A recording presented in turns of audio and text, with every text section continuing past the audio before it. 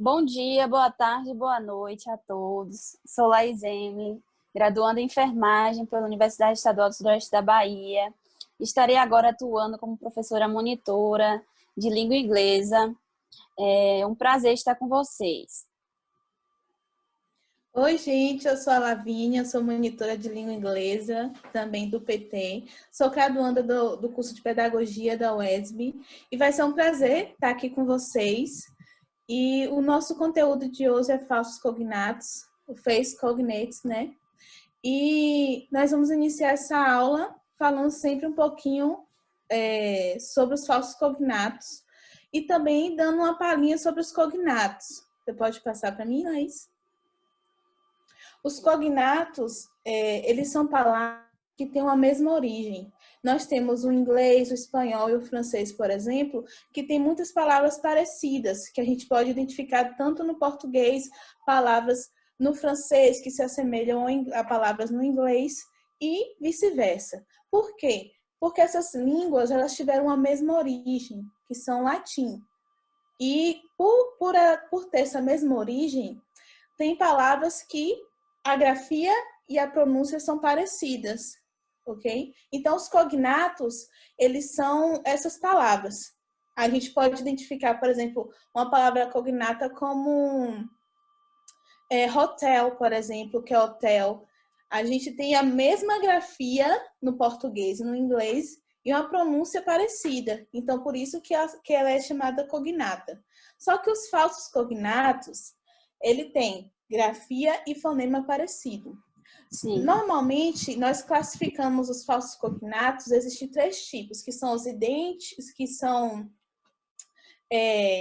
os que têm pronúncia parecida, que têm grafia parecida, ou que têm pronúncia e grafia parecida. Então, isso confunde muito a pessoa que está querendo interpretar um texto em inglês. E aqui, nós trouxemos um conceito para poder vocês entenderem um pouquinho sobre os falsos cognatos. Gostaria de ler, Laís? Em inglês, há palavras que se assemelham às palavras em português, em razão de sua forma de escrita ou do seu som ao ser pronunciada. Algumas delas até têm o mesmo significado, porém, outras têm significados completamente diferentes. As palavras em inglês que têm semelhança na pronúncia e ou na escrita, e também o mesmo significado das palavras do português com que se parecem, recebem o nome de cognatos. Já aquelas que têm semelhança na pronúncia e ou na escrita com palavras do português, mas apresentam significados diferentes, estas recebem o nome de falsos cognatos, como a professora Lavínia acabou de explanar. E aqui a gente trouxe um texto chamado The Mistake para a gente observar como essas palavras, esses falsos cognatos, eles não sendo bem interpretados, ou quando a pessoa não tem conhecimento do seu significado e vai pela dedução do que a palavra está apresentando na sua grafia, pode mudar a compreensão e interpretação do texto. Então, a pessoa está falando uma frase com um significado e a pessoa entende outro totalmente diferente. Aqui eu e a Pro Laís vamos fazer uma alternância de fala. Eu vou ser o Bob e a Laís vai ser o João. Aí o Bob fala, né? I am miserable today because I realize that my girlfriend pretends she loves me, but this is not true. I don't understand. That's okay to be poor and you made something come true with your girlfriend and her love for you is true. No, you don't understand me. Miserable is not poor. Miserable is when you're feeling something bad or you're not good now. Realize is not make come true something. Realize is to understand, to perceive something. And pretend is not intend. Pretend is when something makes you believe in something. Oh, now I understand. Sorry, poor guy, poor guy. E aqui a gente vê um exemplo claro de que não houve uma interpretação boa dos falsos cognatos. Aqui na tradução, a Prolaise vai explanar para vocês qual foi esse erro. Vocês puderam observar que no texto aqui em inglês, Bob, ele fala, I am miserable. Podemos imaginar que miserable seria miserável. A mesma coisa dessas outras que estão em vermelhinho, realize e pretend. Observamos realize, pensamos realize, realizar. E pretend, a gente imagina pretender. Porém, esses são palavras cognatas, né? A gente observa que elas têm a mesma estrutura parecida com o que imaginamos no português, né? Com palavrinhas um pouco diferentes, mas que são diferentes em relação à tradução no inglês. Estas são consideradas falsos cognatas. Aqui nessa tradução, a gente vem observar que miserable é péssimo, realized é perceber e pretend é fingia, né? São palavrinhas totalmente diferentes no inglês. Não é o que imaginamos no português. A mesma coisa acontece em relação ao decorrer do texto, que eles também utilizam, né? Que Lavínia, ela vai explanar um pouquinho. A gente pode até perceber no texto que até o próprio Bob, ele percebe o erro do João e ele explica, né, o que é cada palavra. É aí que ele fala, você não está me entendendo. Péssimo não é pobre. Lá no texto, volta lá para a gente, Laís, por gentileza. Pobre é poor. Então, ele vai estar mostrando que miserable não é miserável, né? Que poor que é pobre. Volta para mim, por gentileza. E aqui ele vai continuar falando. Pobre, péssimo não é pobre.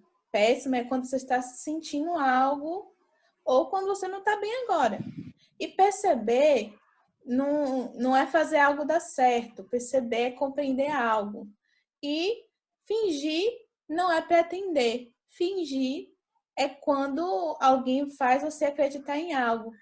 E pretend, né, que a gente viu lá no texto, a palavra pretender em inglês é intend. É muito parecida, mas mudando só um pouquinho para a gente perceber a diferença, né, da grafia e pronúncia para o que realmente é a palavra. Com certeza.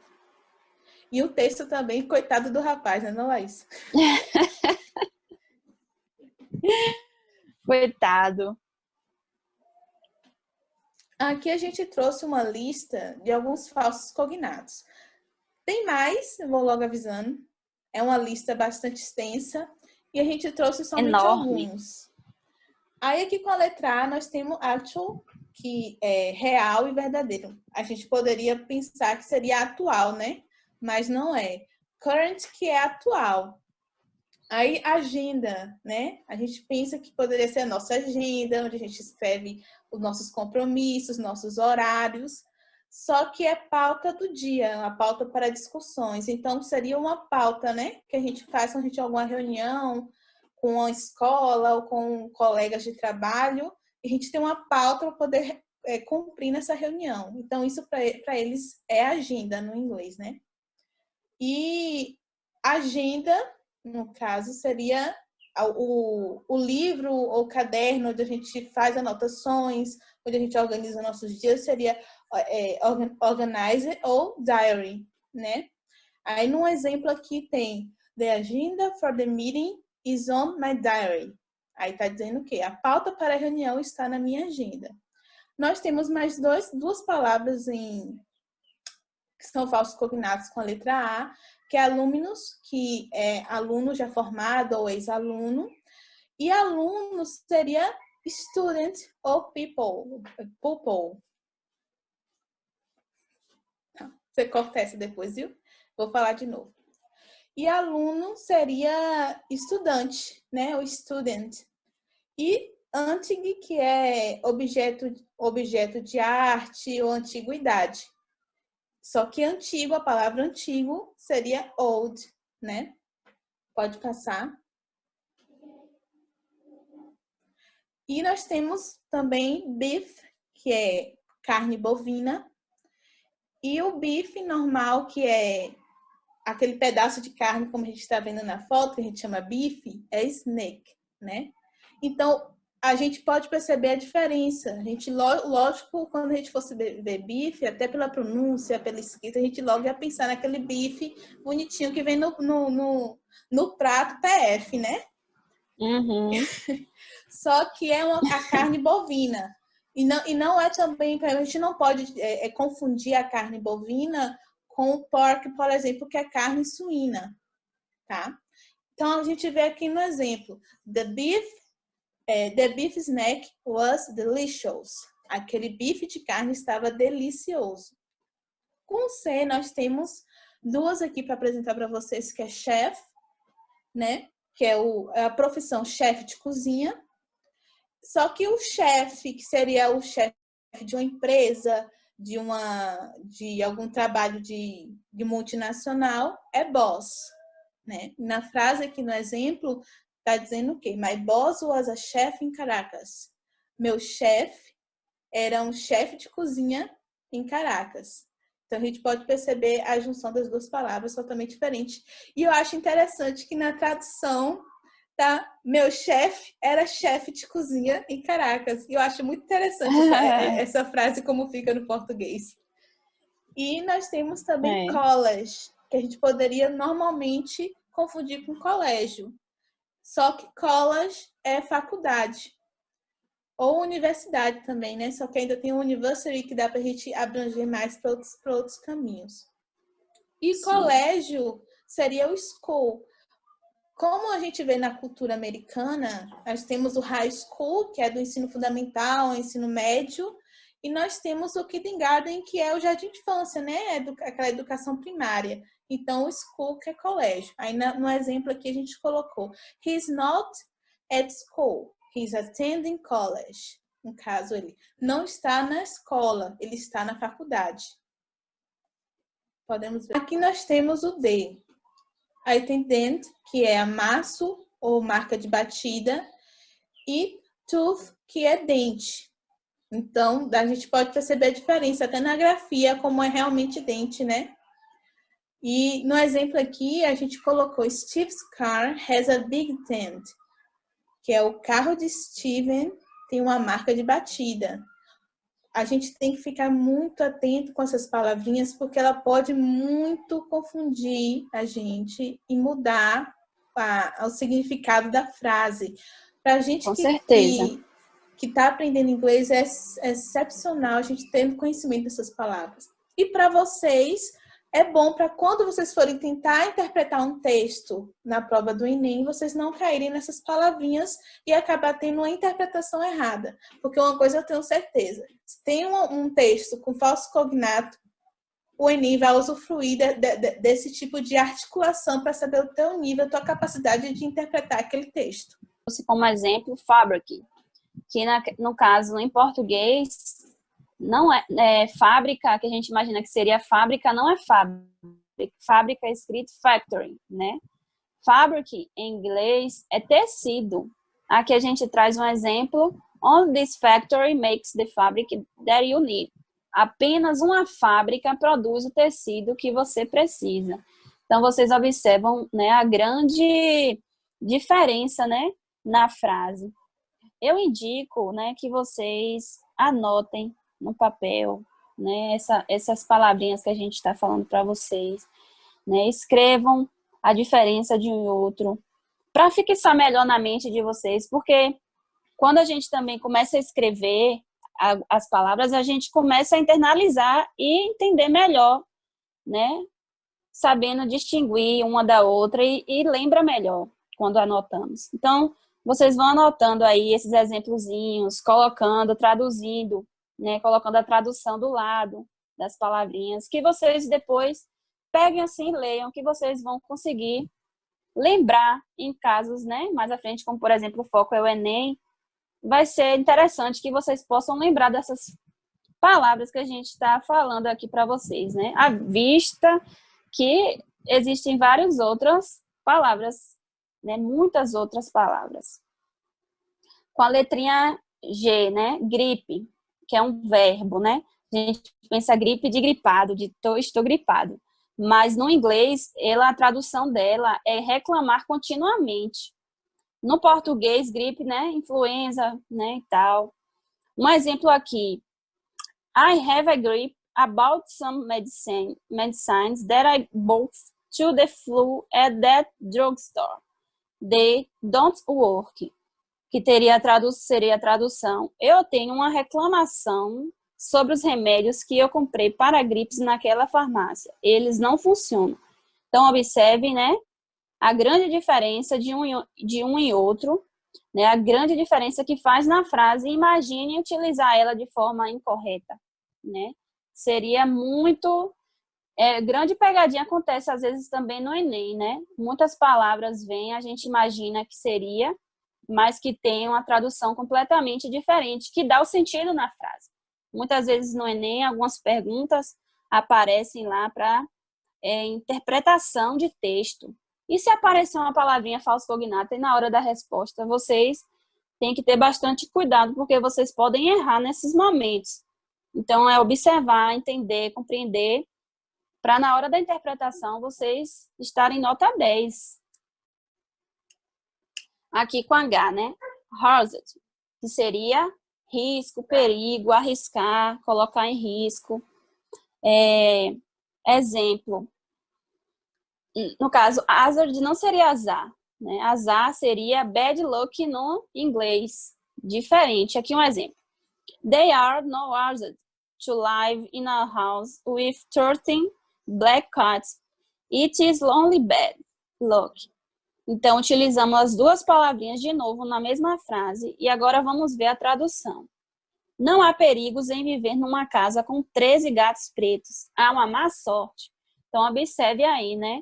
A grande diferença na frase.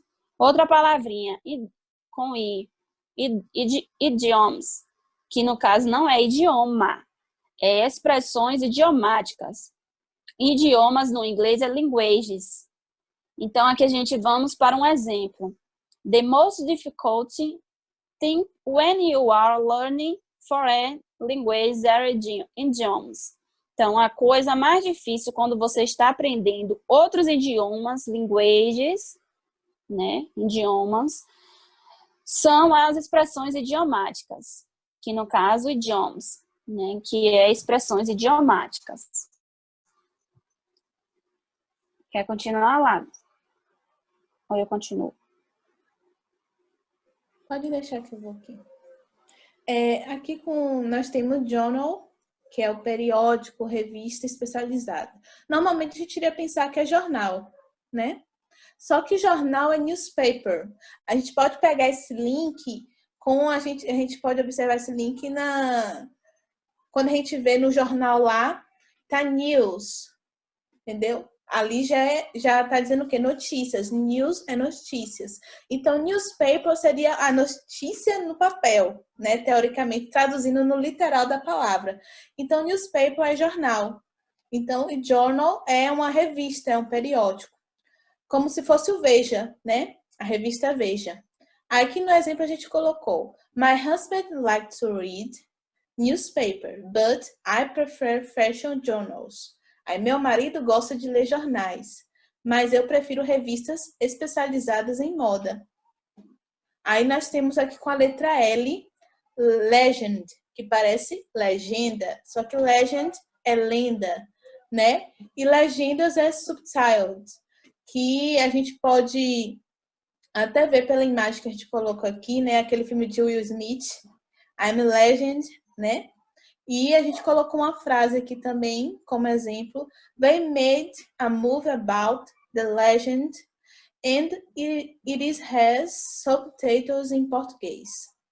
Eles fizeram um filme sobre aquela lenda com legendas em português. E quem vocês são jovens, principalmente as meninas, quem é fã de Now United, por exemplo, que tem aquela música Legend, né? E é muito interessante vocês observarem nessas letras. Eu até aconselho para quem gosta de Now United, que quer aprender essas palavras no falsos cognatos e até abranger até o vocabulário, que é o mais interessante para você interpretar, tanto em questões do Enem, tanto questões do vestibular, é vocabulário. Busque sempre aprender vocabulários, busque aprender novas palavras. Com Então, certeza. se você gosta de música, gosta de Nayanara ou de outros tipos de cantores, pegue a letra, grifem as palavras, aprendam as letras, memorize algumas palavras para poder te ajudar a interpretar, tá bom? Com M nós temos magazine, que é também a revista. Aqui a gente pode perceber a diferença lá de journal e magazine. Journal já é uma revista especializada, ou seja, uma revista que só fala de um mesmo tema. Se for revista de carro, vai ser falar sobre revista de carro. Aí nós temos magazine, que é a revista, que a gente pode ver vários conteúdos, vários artigos. E magazine, que a gente tem aí a Luiza Magazine, né? As nossas lojas de venda. Mas a Magazine não é loja para eles. Loja seria shop ou store. Por isso que shopping começa com shop, que é um local onde se vende, né? Store já é aquela lojinha que a gente vê em vários outros lugares na rua. Aí, no exemplo aqui, the store has my favorite magazines. The store has my favorite magazines. Aquela loja tem minhas revistas favoritas. Então, a gente pode também observar com N, novel, que nós brasileiros que amamos novelas, iríamos pensar que é o quê? Novela. Novela. Mas não é novela, é o gênero literário romance, ok? Novela seria soap opera. Totalmente nada a ver, né? Por exemplo, aqui eu tenho I prefer reading novels. I don't like to watching soap operas. Aí tá dizendo que aqui eu prefiro ler romances e eu não gosto de novelas de TV. Oration. Aqui outra palavrinha, né? Outra oration, que pensamos, nossa, oração, mas não é oração. No caso aqui no inglês seria discurso formal. Oração em relação à reza, essas coisas, seria prayer. Aqui trazemos um exemplo. I said a prayer for the success of his oration. Seria, eu fiz uma oração para que o discurso dele funcionasse. Então, observe, né, a grande diferença que eles têm na frase e a diferença que é entre um e outro, né? A grande diferença. Que prayer também a gente já pensa, será que é alguma coisa relacionada a jogar? Porque a gente vê tanto play, play, play, né? Mas aqui tá prayer. Parent, outra palavra, parent, que é pai ou mãe, não é parente. Parente no inglês é o relativo. Um exemplo aqui que trazemos para vocês. I like when my parents come to visit me. But I don't when my relatives come. Eu gosto quando meus pais, parents, vêm me visitar. Mas eu não gosto quando meus parentes, relatives, vêm. Então, observe, né, a grande diferença. Imaginamos que parent seria parente, né? Pela palavrinha ser quase a mesma coisa do português, mas são totalmente diferentes, né? Existe, assim, um pouco próximo, né, em relação a ser pai, mãe, parente, né? Mas eles são diferentes na tradução. Realize, né, que seria aqui notar, perceber, compreender, não seria realizar. Realizar seria to carry out, to make come true ou to accomplish. Outra palavrinha, sensible, né? Sensato, não seria sensível. Sensível seria sensitive. Aqui um exemplo. Jordan is sensible and Alan is sensitive. Olha só, né? Totalmente parecidos, mas com significados totalmente diferentes. Né? Jordan é sensato, sensible, e Alan é sensível, sensitive. A gente pensa, né, que um é outro. Aí, no caso, a gente pensa que sensible é sensível e sensitivo é sensato, né? Ou a troca. Mas são diferentes. Tax, que é com T, que significa imposto. E taxa, que a gente poderia pensar que tax seria taxa, mas taxa é rate, é rev. Aí nós temos um exemplo aqui. George, you need money to pay the tax and all the rates. Aí George está falando, George, você precisa de dinheiro para pagar o imposto e todas as taxas. Então, taxa seria rates e tax seria imposto. Nós temos com U aqui, ultimately, que é ao final de contas, que a gente poderia pensar que é ultimamente, mas ultimamente seria lately ou recently. E lately, a gente vê no exemplo aqui, lately they've discovered all problems ultimately. Ultimamente, eles descobrem todos os problemas em última análise. Então, a gente pode perceber que não é como outros cognatos que tem grafia parecida, que ultimamente tem uma grafia bastante diferente. Sim. Né? De ultimately, por exemplo. E aqui nós temos a última palavrinha que a gente trouxe para vocês, convey. Vin, que é videira, a gente poderia pensar que é vinho, mas vinho é wine. Aí, no exemplo que a gente colocou aqui, the wine is excellent. It comes from the good vines. Este vinho é excelente. Ele vem de boas videiras. E aqui a gente bota uma corda, né? Vamos acordar, meu povo, porque assim... Vamos acordar, gente. É um conteúdozinho chatinho? Até nós que já estudamos há muito tempo, achamos conteúdo bastante cansativo, mas é necessário. É um conteúdo necessário. Cai muito no Enem, né, Labs? Isso. E vocês tenham compreendido, né? Compreendido algumas palavrinhas, terem detectado essa diferença. E aqui a Laís vai mostrar uma atividade, né, Laís? Aqui vocês podem estar realizando essa atividade aí, ó. Vocês escutarem a música Pretend to Me de Linkin Park e depois vocês grifarem esses falsos cognatos que tem nessa música. Vocês podem estar assistindo pelo YouTube, né? E pesquisando a letra também no Google. Aí vocês podem estar observando os falsos cognatos. E grifar e traduzir. É importante vocês fazerem isso para fixar, porque a gente fazendo isso também, escutando músicas, escrevendo palavras, traduzindo essas palavras, né? A gente acaba absorvendo melhor. Então, é importante uma atividadezinha, vocês quiserem responder para ajudar melhor em relação ao assunto abordado. É interessante vocês fazerem, não é não, Labs? Porque a gente tem que perceber, principalmente vocês que estão estudando para uma prova como o Enem e provas como o vestibular, que sempre a prática leva ao melhor aprendizado. Então, vamos praticar. Com certeza. Porque somente o conteúdo apresentado, explicado, a gente não absorve totalmente. Então, se for possível, se você quiser, pare esse vídeo, dá um pause, vá lá no YouTube, procure a letra e faça essa atividade.